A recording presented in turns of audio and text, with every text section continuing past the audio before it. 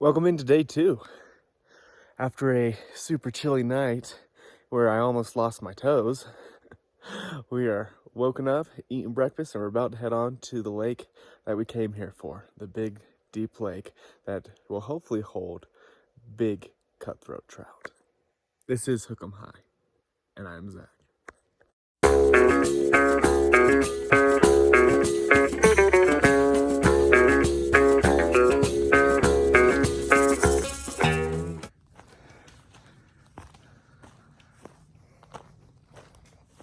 Be right there, right? Nope. No? Was it that way? So in order to get to these lakes, you gotta bushwhack quite a bit. Isn't that right, Casey? Yep. Yeah, we've been climbing over rocks and trees and everything. I think everybody has fallen at least once. So, but hopefully it'll be worth it. We also have to go through this boulder field. Yeah, everybody's scrambling up it right now. They've got these big spiders here. Yeah, I'm pretty sure these are the kind they talk about that are up by Thompson Lake. So in order to get to Thompson Lake, apparently it's like a mile of boulder hopping. And these guys are just covering all the boulders. And they'll sit and shake their webs the whole way, trying to let you know their web's there. Please don't ruin it. Wow.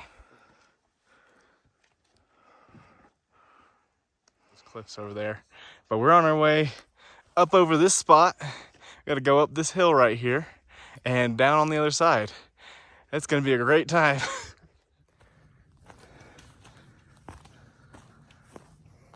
So we decided to stop at this lake. This is right before our descent.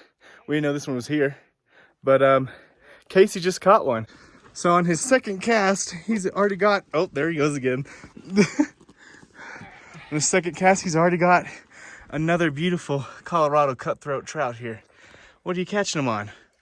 That one was a Jake's. Wow, that's a secret, man. I thought it was mostly Brook in here, but he was kind of a surprise. These cutthroats are coming out. They're surprising us here.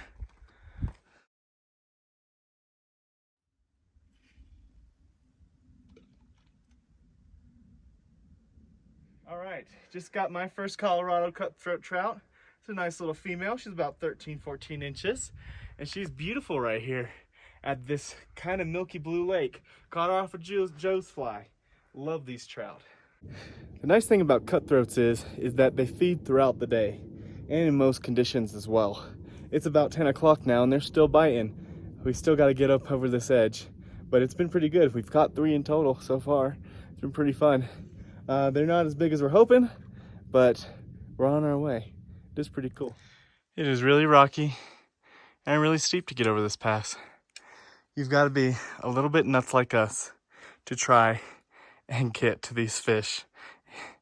Hopefully all this hard work pays off.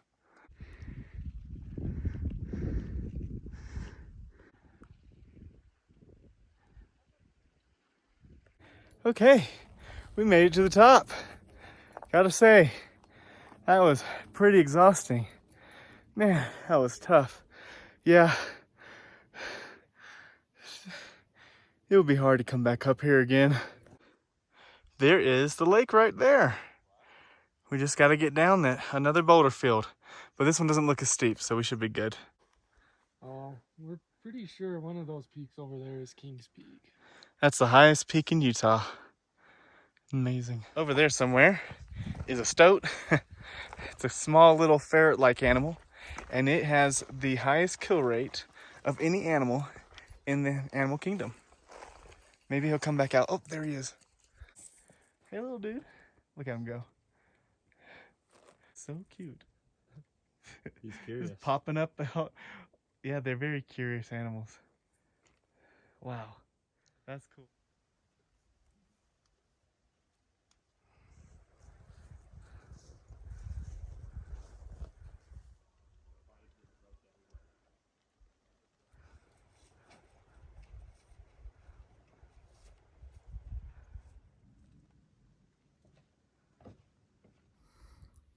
So we made it down to the lake.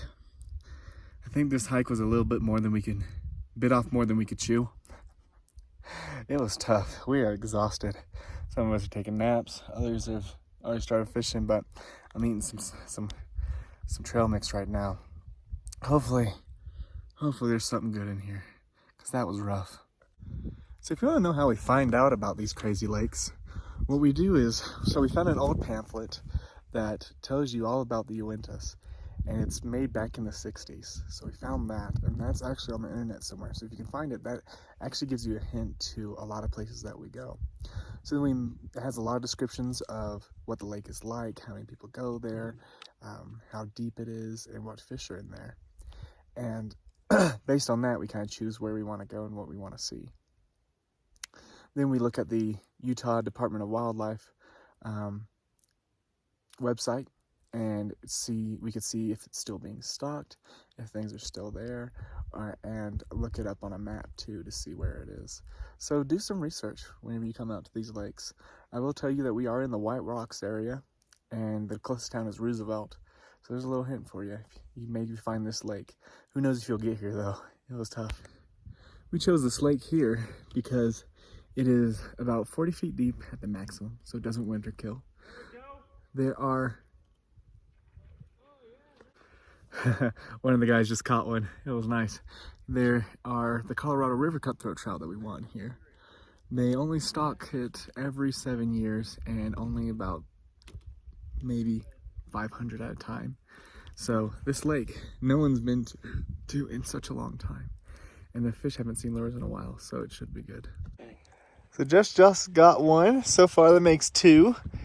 Yeah, so they're in here. They're not the big monsters that we were hoping for.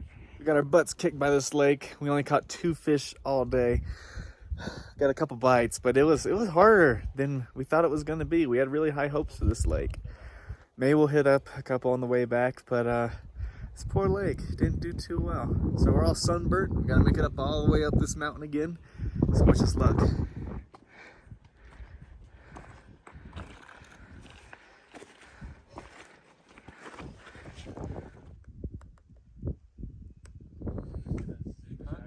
Hey.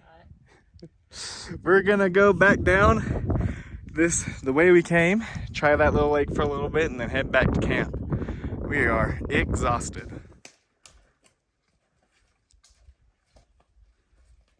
So we made it down the mountain and we're almost to camp, and we are all exhausted. Look at everybody. We look like heck. It's terrible. But I don't even know if we're gonna fish back at the camp. We're just gonna cook dinner and go to bed. The sun, the mountain took it out of us. But it was a great day. We didn't get skunked, so that was the good part. Wasn't as great as we wanted it to be, but it was still a good time. Hey, a bad day on the water is a great day away from work. Hey, before you go, Aaron actually had quite the comical run-in with the emergency services. He stayed behind while we went up the mountain. So I thought you guys would like to listen to it. It's pretty funny. But thanks for watching Hook 'em High. So here it is. Good. So I have to answer 10 questions. I can't remember all of them. One of them was, do you want me to notify all your ICE contacts? I said no. Immigration customs? What?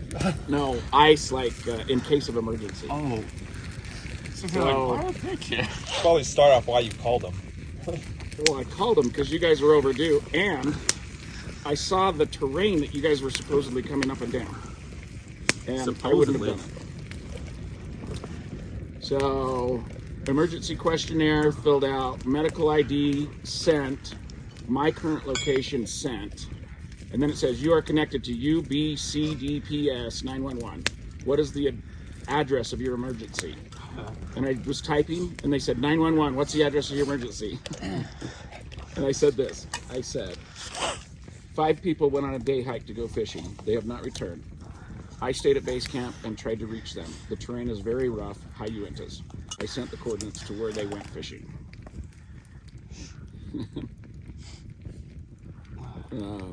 After trying to hike to them, it was clear that I could not make it to their location. What time did they leave to go on the hike? Fishing. 8 a.m. I said they have fire and food and water, however, are not prepared for the cold. What is your name? Aaron Richardson. I hope I'm not overreacting. I probably wouldn't have called unless I saw the terrain. What time are they supposed to be back? And that's when I heard you guys coming. I said, disregard. They just walked in. So sorry. She's all, okay. Glad they made it back safely. Thank you. No problem. Glad it turned out. You're welcome. Have a good night. USDCPS 911 has ended your 911 text session. That's crazy.